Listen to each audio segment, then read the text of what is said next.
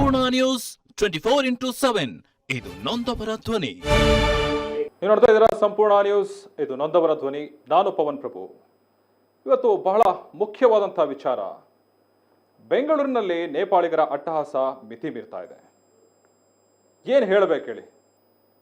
ಇತ್ತೀಚೆಗೆ ನಡೆದಂತಹ ಒಂದು ಇನ್ಸಿಡೆಂಟ್, ಅದು ವಿಧಾನಸೌಧದ ಎದುರುಗಡೆ. ಬೆಂಗಳೂರಿನಲ್ಲಿ ಮತ್ತೆ ಮತ್ತೆ ಇದು ರಿಪೀಟ್ ಆಗ್ತಾ ಹೋಗ್ತಾ ಇದೆ. ಅವರ ಪುಂಡಾಟ ಆಗಿರ್ಬೋದು, ಅವರ ರೌದ್ರವಾಗಿ ಅದೇನು ಸಿಲ್ಲಿ ಸಣ್ಣದೊಂದು ವಿಚಾರಕ್ಕಾಗಿ. ಆದರೆ ಏನು ವಿಚಾರ ಅಂತ ಸ್ಪಷ್ಟವಾಗಿ ನೋಡ್ತಾ ಹೋಗೋಣ. 28ನೇ ತಾರೀಕು ನಡೆದಿರುವಂತಹ ಈ ಫೋಟೋಗಾಗಿ ಒಂದು ವಿಚಾರ. ಆ ಗಲಾಟೆಯಲ್ಲಿ ತಡವಾಗಿ 30ನೇ ತಾರೀಕು ಅದು ಹೊರಗಡೆ ಬಂದಿದೆ. ವಿಡಿಯೋ ವೈರಲ್ ಆಯಿತು. ಆದರೆ ಆ್ಯಕ್ಷನ್ ತಗೊಂಡಿದ್ದಾರೆ ಪೊಲೀಸರು. ಯಾಕೆ ಈ ರೀತಿ ಆಗ್ತಾ ಇದೆ? ಬೆಂಗಳೂರೇ ಯಾಕೆ ಈ ರೀತಿ ಟಾರ್ಗೆಟ್ ಆಗ್ತಾ ಇದೆ? ಬೇರೆ ಎಲ್ಲೂ ಜಾಗ ಸಿಗ್ತಾ ಇಲ್ವೇನೋ ಅವ್ರಿಗೆ. ಮೋಸ್ಟ್ಲಿ ಬೇರೆಯವರು ಕನ್ನಡಿಗರು ಬಿಟ್ಟು ಬೇರೆಯವರೆಲ್ಲ ಒಡೆದೋಡಿಸ್ತಾರೆ ಅನ್ಸುತ್ತೆ. ಹಾಗಾಗಿ ಬೆಂಗಳೂರು ಒಂದು ಕರ್ನಾಟಕನ ಒಂದು ಟಾರ್ಗೆಟ್ ಮಾಡ್ಕೊಂಡಿದ್ದಾರೆ ಈ ರೀತಿ ಗಲಾಟೆ ಮಾಡೋಕೆ. ಅದು ಪಬ್ಲಿಕ್ ಪ್ಲೇಸು. ಎಷ್ಟು ಕ್ಲಿಯರ್ ಆಗಿ ಕಾಣಿಸ್ತಾ ಇದೆ ಅಂತಂದ್ರೆ, ವಿಧಾನಸೌಧದ ಎದುರುಗಡೆ ಎಲ್ಲ ರೀತಿಯಾದಂಥ ಪ್ರವಾಸಿಗರು ಬರ್ತಾರೆ ಅಲ್ಲಿಗೆ. ಎಲ್ಲ ಬೇರೆ ಬೇರೆ ದೇಶದಿಂದ ಬರ್ತಾರೆ.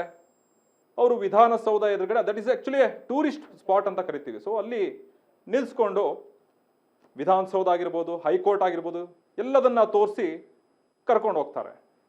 ಆಗ ಗಲಾಟೆ ಮಾಡ್ತಾ ಇದ್ರೆ ಎಂತಹ ಕಪ್ಪು ಚುಕ್ಕಿರಿ ಇದು.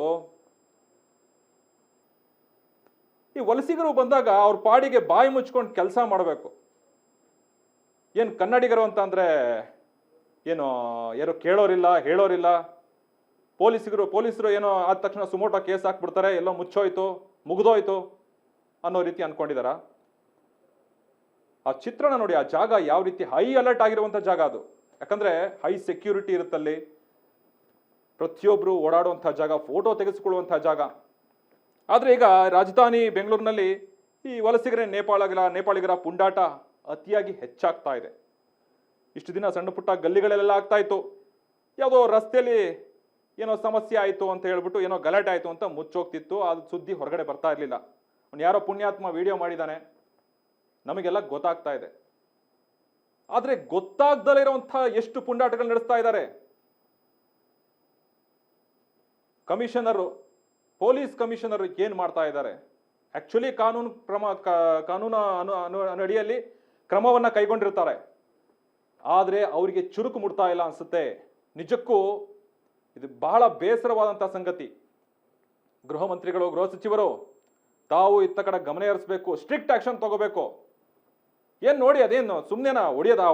ಏಟ್ಗಳು ನೋಡಿ ಹೇಗೆ ಬೀಳ್ತಾ ಇದೆ ಅಂತ. ಆಕ್ಷನ್ ತಗೊಂಡಿರ್ತೀರಾ, FIR ಮಾಡ್ತೀರಾ, ಮತ್ತೆ ಮುಂದೆ ನೆಕ್ಸ್ಟ್ ಬರೋರಿಗೆ ಅದು ಮಾದರಿಯಾಗಿರಲ್ಲ. ಈ ರೀತಿ ಮಾಡಬಾರ್ದಪ್ಪ, ನಾನು ಬೆಂಗಳೂರು ಹುಷಾರಾಗಿರ್ಬೇಕು, ಅಲ್ಲಿ ಹೋಗ್ಬಾರ್ದಪ್ಪ, ಅಲ್ಲಿ ಪೊಲೀಸ್ ತುಂಬ ಸ್ಟ್ರಿಕ್ಟ್ ಆಗಿದ್ದಾರೆ. ಆಮೇಲೆ ನಾವು ಒಂದು ಕಡೆ ಹೋಗಿದ್ದೀವಿ ಅಂತ ಅಂದಮೇಲೆ ನಾವು ಕೈ ಕಟ್ಕೊಂಡು ಬಾಯಿ ಕಟ್ಕೊಂಡು ಕೆಲಸ ಮಾಡಬೇಕು ಅನ್ನೋದು ಗೊತ್ತಿರಲ್ಲ ಅವ್ರಿಗೆ. ಸುಮ್ಮನೆ ಬೇಕಾಬಿಟ್ಟು ಏನೋ ತಿಂತಾರೆ, ಬರ್ತಾರೆ, ಇಲ್ಲಿ ಓಡಾಡ್ತಾರೆ, ಫೋಟೋ ತೆಗೆಸ್ಕೊತಾರೆ, ಆಯಿತು ಹೋಗ್ಬೇಕು, ಅವ್ರ ಪಾಡಿಗೆ ಬಂದು ಹೋಗ್ಬೇಕು. ಆದರೆ ಇಲ್ಲಿ ಪೊಲೀಸ್ನವರು ಅಲ್ಲಿ ಬಿಗಿ ಬಂದೋಬಸ್ತ್ ಯಾಕೆ ಕೊಟ್ಟಿರಲಿಲ್ಲ ಅನ್ನೋದು ನಿಜಕ್ಕೂ ಒಂದು ಅನುಮಾನ ಆಗಿ ಮೂಡ್ತಾ ಇದೆ. ಕಾನೂನು ಸುವ್ಯವಸ್ಥೆ ಎಲ್ಲ ಚೆನ್ನಾಗಿದೆ. ಮಂತ್ರಿಗಳು, ವಕೀಲರು, ಜಡ್ಜ್ಗಳು ಓಡಾಡುವಂತಹ ಜಾಗ ಅದು. ಬೇರೆ ಏನಾದರೂ ಕಲ್ಲು ತೂರಾಟ ಆಗಿದ್ರೆ ಯಾವ ರೀತಿ ಕಟ್ಟೆಚ್ಚರ ಇರುತ್ತೆ ಈಗ? ಯಾಕಂದ್ರೆ ಬಹಳಷ್ಟು ಜನ, ಏನಿಲ್ಲ ಅಂದ್ರೆ ಒಂದು 4-5 ಜನ ಪೊಲೀಸರಲ್ಲಿ ಇರ್ತಾರೆ. ಹಾಗಾಗಿ ಈ ಗಲಾಟೆ ಹಲ್ಲೆ ನೋಡಿ ಒಂದು ಸ್ಥಳದಲ್ಲಿ ಇದ್ದಂತ ಏನ್ ಮಾಡ್ತಾರೆ ಜನರು, ಒಂದು ರೀತಿಯಾದಂತಹ ಆತಂಕ ಆಗುತ್ತೆ ಅವ್ರಿಗೆ. ಏನಪ್ಪ ಇದು, ವಿಧಾನಸೌಧನ ಇದ್ಯಾವುದು, ನೇಪಾಳನ ಏನಿದು ಅನ್ನೋಂಥ ಗೊಂದಲಗಳು ಸೃಷ್ಟಿಯಾಗುತ್ತೆ. ಆಮೇಲೆ ಸಾಮಾಜಿಕ ಜಾಲತಾಣದಲ್ಲಿ ವೈರಲ್ ಆದ್ಮೇಲೆ ಎಲ್ಲರಿಗೂ ಗೊತ್ತಾಗ್ತಾ ಹೋಗುತ್ತೆ, ಈ ರೀತಿಯಾದಂಥ ಒಂದು ಘಟನೆ ನಡೆದಿದೆ ಅಂತ ಹೇಳಿ. ಹಾಗೆ ಈ ನೇಪಾಳಿಗರ ಯುವಕರ ಗುಂಪು ಈ ಹೊಡೆದಾಡ್ಕೊಂಡು ನಡೆಸಿರುವಂತಹ ಈ ಗುಂಪಿನಲ್ಲಿ ಅಲ್ಲಿ ಕೈ ಸಿಕ್ಕಿದ್ದು ಏನೇನು ಸಿಗುತ್ತೋ ನೋಡಿ, ಅಲ್ಲಿ ಹೆಲ್ಮೆಟ್ನ ತಗೊಂಡು ಹೊಡೆಯುವಂಥದ್ದು ಏನು ಸರಿಯಾಗಿ ಬೀಳುತ್ತೆ ಏಟ್ ಅದರಲ್ಲಿ. ಆದರೆ ನೋಡಿ, ಒಂದು ಸ್ವಲ್ಪನೂ ಇಲ್ಲ, ಶಿಸ್ತಿಲ್ಲ. ಆ ಫೋಟೋ ತೆಗೆಯೋ ವಿಚಾರವಾಗಿ ಬಹಳ ಅಸಹ್ಯ ಅನ್ಸುತ್ತೆ. ಆದಷ್ಟು ವಲಸಿಗರು, ನೇಪಾಳಿಗರು ಯಾರೇ ಬೆಂಗಳೂರು ಬರಲಿ, ಮರ್ಯಾದೆಯಿಂದ ಇದ್ದು ಬೆಂಗಳೂರಲ್ಲಿ ಇರಬೇಕಾಗತ್ತೆ. ಹಾಗಾಗಿ ನೋಡಿ, ನಾವು ನಿರ್ಲಕ್ಷ್ಯ ವಹಿಸ್ತಾ ಇದ್ದಾರಾ ಪೊಲೀಸರು, ಬಹಳಷ್ಟು ಅನುಮಾನಗಳು ಮೂಡ್ತಾ ಹೋಗುತ್ತೆ. ಆದರೆ ಯಾಕಂದರೆ ನಮ್ಮ ಕರ್ನಾಟಕ ಪೊಲೀಸ್ ಅಂದರೆ ಸುಮ್ಮನೆ ಅಲ್ಲ, ಬಹಳಷ್ಟು ಕಟ್ಟೆಚ್ಚರವನ್ನು ವಹಿಸ್ತಾರೆ. ಏನೂ ಅಹಿತಕರ ಘಟನೆಗಳು ನಡೀಬಾರ್ದು ಅನ್ನೋ ಒಂದು ಕಾರಣಕ್ಕಾಗಿ ಸ್ಟ್ರಿಕ್ಟ್ ಆ್ಯಕ್ಷನ್ ಹಾಗೂ ಪ್ರತಿದಿನ ಪ್ರತಿ ಗಂಟೆ ಪ್ರತಿ ನಿಮಿಷಕ್ಕೂ ಕಟ್ಟೆಚ್ಚರ ವಹಿಸ್ತಾ ಇರ್ತಾರೆ. ಅಲ್ಲಿ ಪೊಲೀಸ್ನವರು ಓಡಾಡ್ತಾ ಇರ್ತಾರೆ.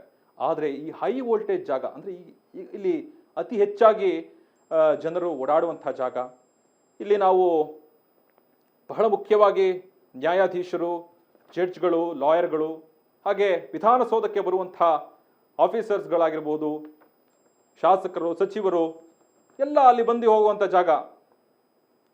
ಏನು ಬೇಕಾದರೂ ಆಗ್ಬೋದು ಅಲ್ಲಿ. ಈಗ ಆಗಿರುವಂಥ ಗಲಾಟೆ ರೀತಿ ಕಲ್ಲು ತೂರಾಟನೂ ಆಗ್ಬೋದು. ಹಾಗಾಗಿ ವಲಸಿಗರು ಕರ್ನಾಟಕಕ್ಕೆ ಬರಬೇಕಾದ್ರೆ ಬಹಳಷ್ಟು ಹುಷಾರಾಗಿ ನೀವು ಜೋಪಾನವಾಗಿರಬೇಕಾಗತ್ತೆ. ನೋಡಿ, DCP ಅವರು ಏನು ಮಾಡ್ತಾ ಇದ್ದಾರೆ, DCP ಅವರು ಬಹಳಷ್ಟು ಮುಖ್ಯವಾಗಿ ಇಂತಹ ಪ್ರಭಾವಿ ಜಾಗಗಳಲ್ಲಿ ಕಟ್ಟೆಚ್ಚರವನ್ನು ವಹಿಸಬೇಕಾಗತ್ತೆ. ಹಾಗಾಗಿ ರಸ್ತೆ ಬದಿಯಲ್ಲಿ ಈ ರೀತಿ ಪುಂಡಾಟವನ್ನು ನಡೆಸೋದರ ಜೊತೆಗೆ ಹಿಂದೆ ಬಹಳಷ್ಟು ಬಾರಿ ನೇಪಾಳಿಗರಿಂದ ಈ ರೀತಿಯಾದಂಥ ಕೃತ್ಯಗಳು ನಡೆದಿವೆ. ಬೆಂಗಳೂರಿನಲ್ಲಿ ಬಹಳ ಮುಖ್ಯವಾಗಿ ಕಬ್ಬನ್ ಪಾರ್ಕಲ್ಲಿ ಒಬ್ಬನನ್ನ ಹಿಡ್ಕೊಂಡು ಹೊಡೆದಿದ್ರು. ಅದೊಂದು ಬಹಳಷ್ಟು ದೊಡ್ಡ ವಿಚಾರವಾಗಿ ನಡೆದಿತ್ತು. ಸೊ ಈಗ ಅದಾದ್ಮೇಲೆ ನಾವು ಎಷ್ಟೇ ಪ್ರಾಮುಖ್ಯತೆಯನ್ನು ವಹಿಸಿದ್ರು ಕಬ್ಬನ್ ಪಾರ್ಕಲ್ಲಿ ನಡೆದಿರೋ ಹಾಗೆ 2025ರಲ್ಲೂ ಕೂಡ ಇದೇ ರೀತಿಯಾದಂಥ ಒಂದು ಗಲಾಟೆ ನಡೆದಿತ್ತು ನೇಪಾಳಿಗರಿಂದ. ಸೊ ಅದು ಏನು ಆ್ಯಕ್ಷನ್ ತಗೊಂಡಿದೆ, ಯಾವ ರೀತಿ ಮನದಟ್ಟಾಗಿದೆ ಅವರಿಗೆಲ್ಲ. ವಲಸಿಗರು ಬರ್ತಾ ಇದ್ದಾರೆ ಅಂದಮೇಲೆ ಅವ್ರಿಗೊಂದು ಟ್ರ್ಯಾಕಿಂಗ್ ಅಂತ ಇರುತ್ತೆ. ಯಾರ್ಯಾರು ಎಲ್ಲೆಲ್ಲಿ ಇರ್ತಾರೆ, ಏನೇನು ಕೆಲಸ ಮಾಡ್ತಾ ಇದ್ದಾರೆ ಅಂತ ಗೊತ್ತಿರುತ್ತೆ. ಅವ್ರ ಮೇಲೆ ನಿಗಾ ವಹಿಸಬೇಕು ಪೊಲೀಸ್ನವರು. ನನಗೆ ಗೊತ್ತಿರೋ ಹಾಗೆ ಒಂದು ಆ ಟ್ರ್ಯಾಕಿಂಗ್ ಇದ್ದೇ ಇರುತ್ತೆ. ಸೊ ಹಾಗಾಗಿ ನೆರೆ ಹೊರೆ ಇರೋದವರು, ಸುತ್ತಮುತ್ತ ಇರೋರು, ಅವ್ರ ಮೇಲೆ ಒಂದು ಗಮನ ಇರಬೇಕು. ಈಗ ವಿಧಾನಸೌಧ ಎದುರುಗಡೆ ಮಾಡ್ತಾ ಇದ್ದಾರೆ, ನಮಗೆ ಕಾಣಿಸ್ತಾ ಇದೆ. ಅದೇ ಎಲ್ಲಾದರೂ ಒಳಗಡೆ ಎಲ್ಲಾದರೂ ಮನೆಯಲ್ಲಾಗಿತ್ತೋ, ಒಂದು ನೇಪಾಳದಲ್ಲಿ ಹೋದ ವರ್ಷ ನಡೆದಂಥ ಒಂದು ಇನ್ಸಿಡೆಂಟ್ ಪ್ರಕಾರ ಅಲ್ಲಿ ಯಾರೂ ಇಲ್ಲ, ಆ ಜಾಗದಲ್ಲಿ ಹೊಡೆದಾಡ್ಕೊಂಡಿದ್ದಾರೆ ಹುಡುಗರು. ಜನ ಬಿಡ್ಸೋಕ್ಕೂ ಯಾರು ಹೋಗ್ತಾ ಇಲ್ಲ, ಏನಂತ ಕೇಳೋಕ್ಕೂ ಆಗಲ್ಲ, ಯಾಕಂದ್ರೆ ಅವ್ರಿಗೆ ಕನ್ನಡ ಬರಲ್ಲ. ಏನ್ರಿ ವ್ಯವಸ್ಥೆ ಇದು? ಅವ್ರನ್ನೆಲ್ಲ ಕರೆದು ಸ್ಟೇಷನ್ಗೆ ಕೂರಿಸಿ ಏನು ಅಂತ ವಿಚಾರಣೆ ಮಾಡಿ ಕರೆಕ್ಟಾಗಿರೋಂಥ ಕೇಸ್ ದಾಖಲಾಗಬೇಕು ಅವ್ರ ಮೇಲೆಲ್ಲ. ಇನ್ನು ಮುಂದೆ ಯಾವತ್ತೂ ಈ ರೀತಿ ಮಾಡಬಾರ್ದು. ಅವರೆಲ್ಲ ಒಂದು ಮಾದರಿಯಾಗಿರ್ಬೇಕು. ವಿಧಾನಸೌಧ ಸ್ಟೇಷನ್ ಎಲ್ಲಿದೆ ಕಟ್ಟೆಚ್ಚರ ಅಲ್ಲಿ?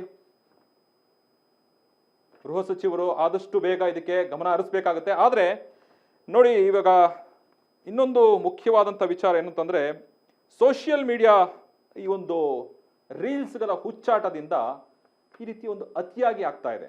ಹೊಸದಾಗಿ ಏನೊಂದು ಹೊಸ ಟೆಂಪ್ಲೇಟ್ಸ್ಗಳು ಬರ್ತಾ ಇದೆ, ಹೊಸ ಎಫೆಕ್ಟ್ಸ್ಗಳು ಬರ್ತಾ ಇದೆ, ಹೊಸ ಸಾಂಗ್ಸ್ಗಳು ಹಾಕ್ಬಂಡು ಮಾಡಬೇಕು, ವೈರಲ್ ಆಗ್ತಾ ಇದೆ. ಅವ್ನು ಯಾರೋ ಹಂಗೆ ಮಾಡ್ದ, ಇವನು ಯಾರೋ ಹಿಂಗೆ ಮಾಡ್ದ, ನನ್ಗೆ ಯಾಕೆ ಆಗಲ್ವಾ ಗುರು ಅಂದ್ಬಿಟ್ಟು ವಿಧಾನಸೌಧ ಎದುರುಗಡೆ ಹೋಗ್ತಾರೆ, ಫೋಟೋ ತೆಗೆಸ್ಕೊತಾರೆ.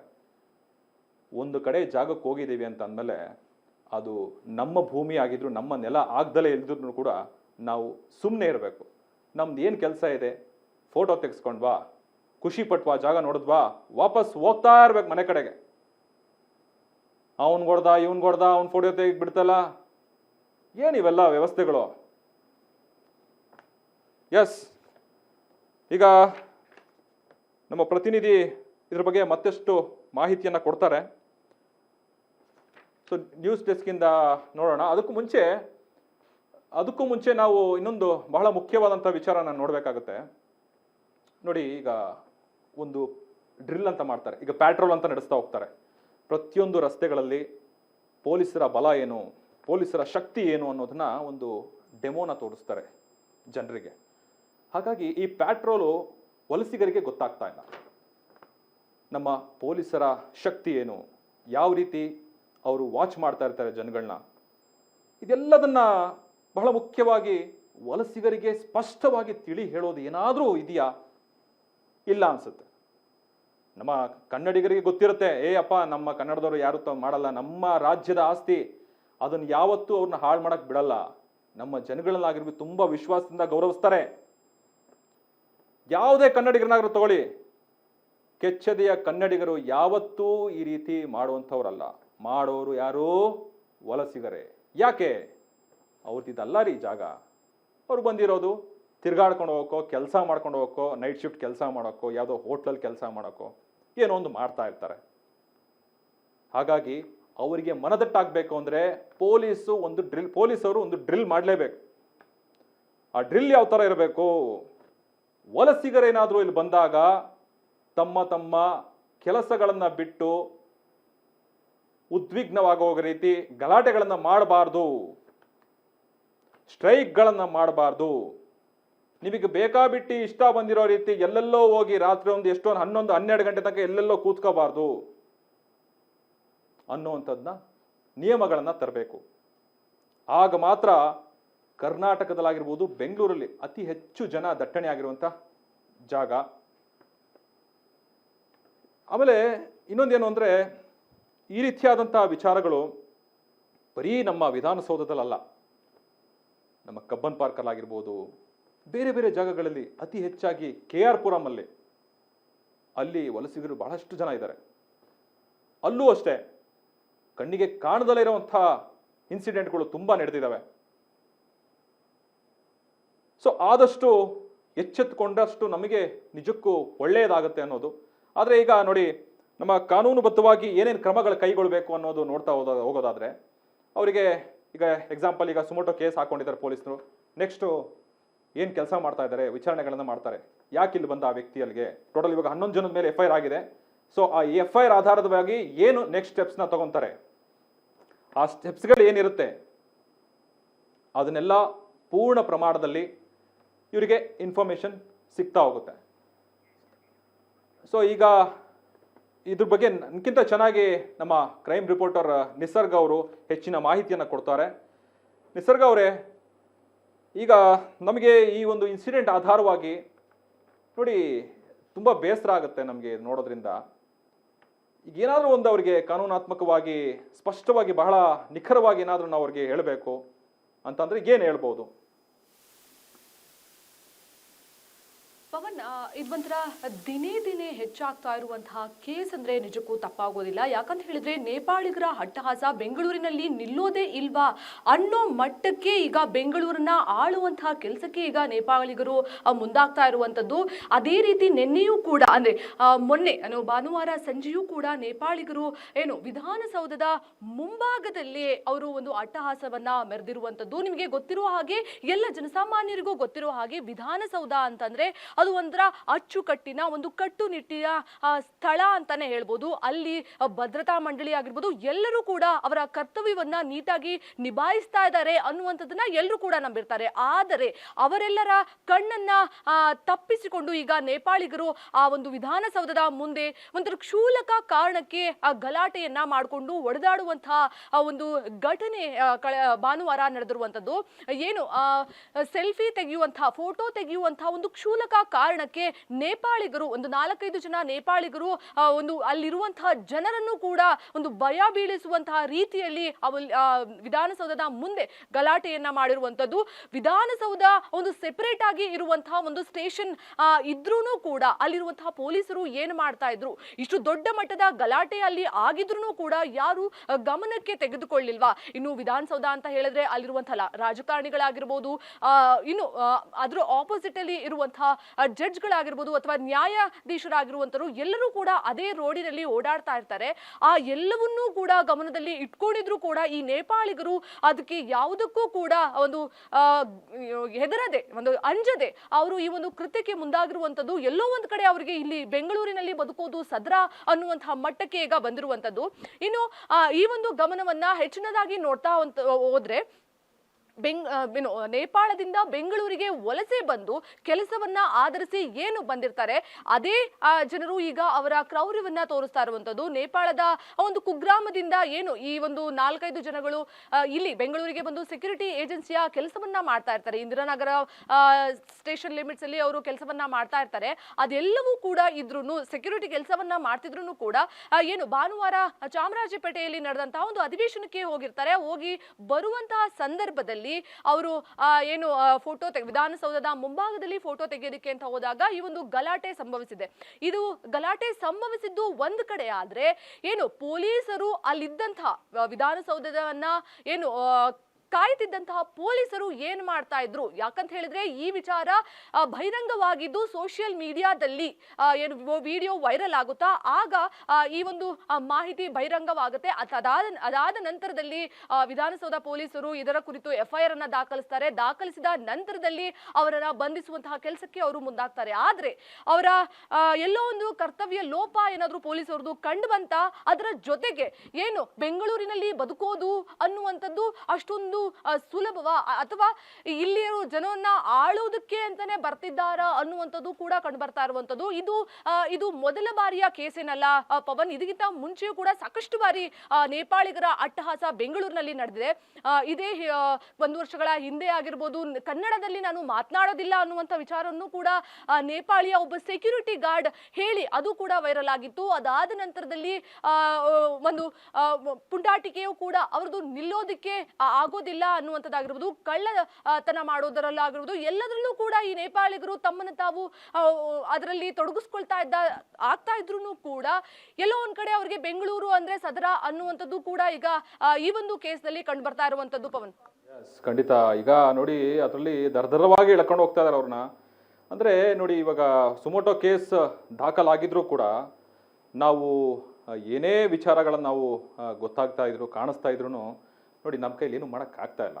ಯಾಕೆ ಹೇಳಿ, ನಾವು ವಿಡಿಯೋ ನೋಡಿ ನಾವು ಸುದ್ದಿಗಳನ್ನು ಮಾಡ್ಬೋದು. ಸಂಪೂರ್ಣ ನ್ಯೂಸ್ ಹೇಳಿದ್ರೆ ಮಾತ್ರ ಗೊತ್ತಾಗದ ನಿಮಗೆ ಅನ್ನೋ ಥರ ಈಗ ಜನಕ್ಕೆ ಆಗೋಗ್ಬಿಟ್ಟಿದೆ. ಸಂಪೂರ್ಣ ನ್ಯೂಸಲ್ಲಿ ಬಂದರೆ ಮಾತ್ರ ಇದನ್ನು ಎಚ್ಚೆತ್ಕೊಳ್ಬೇಕಾ ಅನ್ನುವಂಥದ್ದು ಗಮನ ಹರಿಸಬೇಕಾಗುತ್ತೆ. ಆದರೆ ಇನ್ನೂ ಸ್ಪಷ್ಟವಾಗಿ ನೆಕ್ಸ್ಟ್ ಮುಂದೆ ಎಲ್ಲೂ ಮುಂದುವರಿದರೆ ಇರೋ ತರ ಮಾಡಬೇಕು ಅಂತಂದ್ರೆ ಏನು ಮಾಡಬಹುದು ಅನ್ನುವಂಥದ್ದು ಪವನ್. ಎಲ್ಲೋ ಒಂದ್ ಕಡೆ ಇವರು ಮಾಡ್ತಾ ಇರುವಂತದ್ದು ಕೂಡ ಸರಿ ಅನ್ನುವಂತರ ಮಟ್ಟಕ್ಕೆ ಅವರ ಕೃತ್ಯವನ್ನ ಮುಂದುವರಿಸ್ತಾ ಇದ್ದಾರೆ ಅಂದ್ರೆ ನಿಜಕ್ಕೂ ತಪ್ಪಾಗೋದಿಲ್ಲ. ಎಲ್ಲಾ ರೀತಿಯಾದಂತಹ ಕ್ರಮಗಳನ್ನ ಅಂದ್ರೆ ಪೊಲೀಸರು ಕೂಡ ಇದರ ರೀತಿಯಾಗಿ ಕ್ರಮಗಳನ್ನ ತೆಗೆದುಕೊಂಡ್ರು ಕೂಡ ಎಲ್ಲೋ ಒಂದ್ ಕಡೆ ಅವರ ಅಟ್ಟಹಾಸವನ್ನ ಮೆರಿತಾ ಇದ್ದಾರೆ. ಮೆರೆಯೋದಕ್ಕೆ ಕಾರಣ ಏನು ಅನ್ನುವಂಥದ್ದನ್ನ ಹುಡ್ಕೋದಕ್ಕೆ ಹೋಗ್ತಾ ಹೋದಂತೆ ಅವರು ಇಲ್ಲಿ ಬೆಂಗಳೂರಿನಲ್ಲಿ ಬದುಕ್ತಾ ಇರುವಂತ ರೀತಿ ಆಗಿರ್ಬೋದು, ಅವರಿಗೆ ಜೀವನೋಪಾಯಕ್ಕಾಗಿ ಬಂದು ಇಲ್ಲಿ ಏನು ದುಡಿಮೆಯನ್ನ ಕೂಡ ಮಾಡ್ತಾ ಇರ್ತಾರೆ, ಆ ಮಾಡ್ತಾ ಇರುವಂತಹ ಸಂದರ್ಭದಲ್ಲಿ ಅವರಿಗೆ ಇಲ್ಲಿರುವಂತಹ ಸಪೋರ್ಟು ಕೂಡ ಹಂಗೆ ಇರುತ್ತಾ ಅನ್ನುವಂಥದ್ದು. ಯಾಕಂತ ಹೇಳಿದ್ರೆ ಅವ್ರ ಕಡೆ ಆಗಿರೋರು ಇರ್ತಾರೆ. ಇದೆಲ್ಲದರ ಕುರಿತು ಧ್ವನಿ ಎತ್ತುವ ಕೆಲಸವನ್ನ ಈಗ ನಮ್ಮ ಸಂಪೂರ್ಣ ನ್ಯೂಸ್ ಮಾಡಿರುವಂತದ್ದು. ಯಾಕಂತ ಹೇಳಿದ್ರೆ ವಲಸಿಗರ ಕಾಟ ತಪ್ಪೋದೇ ಇಲ್ಲ ಬೆಂಗಳೂರಿಗೆ ಅನ್ನುವಂತಹ ಮಟ್ಟಕ್ಕೆ ಇವಾಗ ಆ ವಲಸಿಗರ ಕಾಟ ಈಗ ಬೆಂಗಳೂರಲ್ಲಿ ಒಂದು ಶಾಪವಾಗಿ ತಟ್ಟಿರುವಂತದ್ದು ಪವನ್.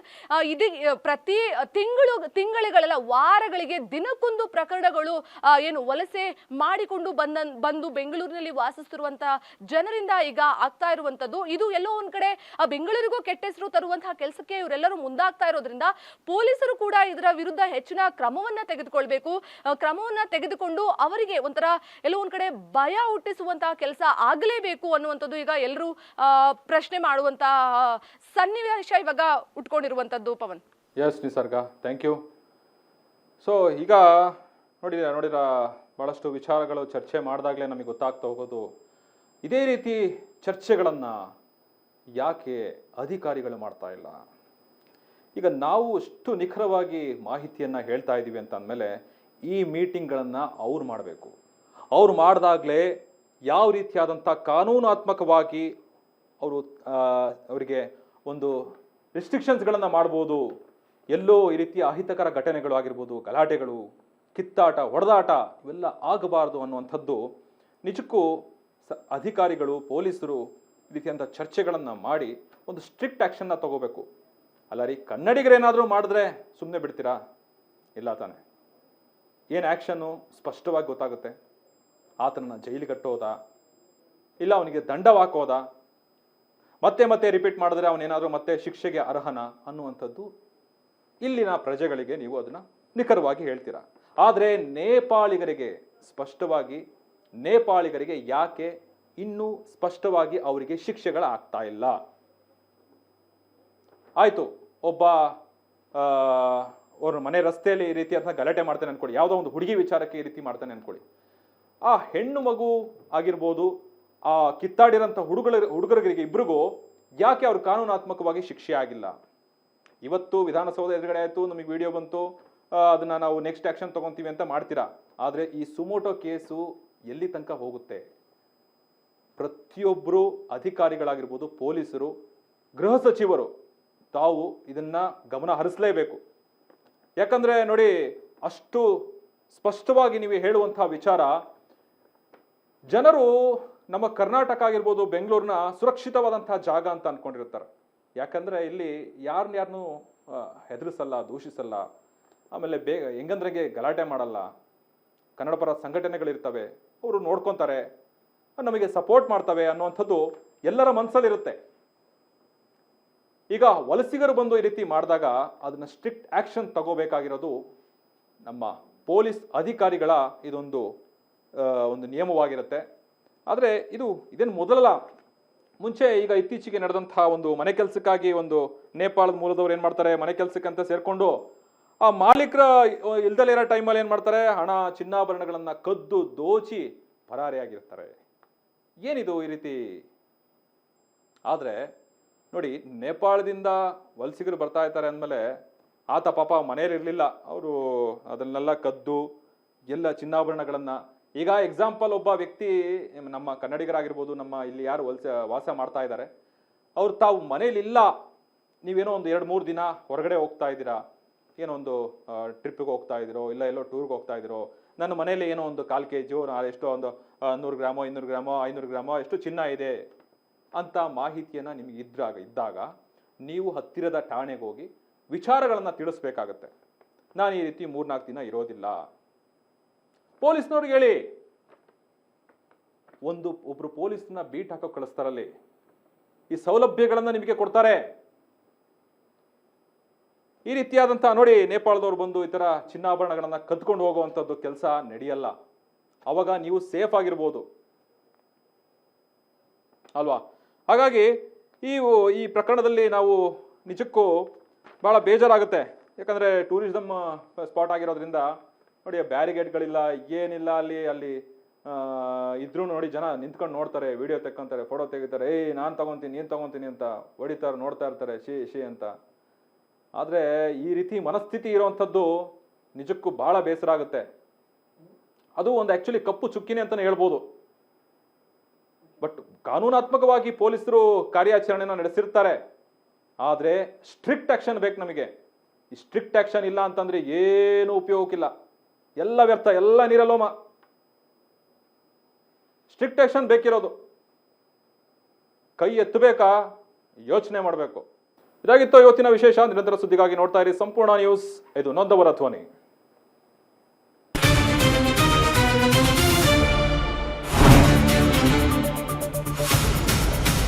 ಸಂಪೂರ್ಣ ನ್ಯೂಸ್ 24x7. ಇದು ನೊಂದವರ ಧ್ವನಿ.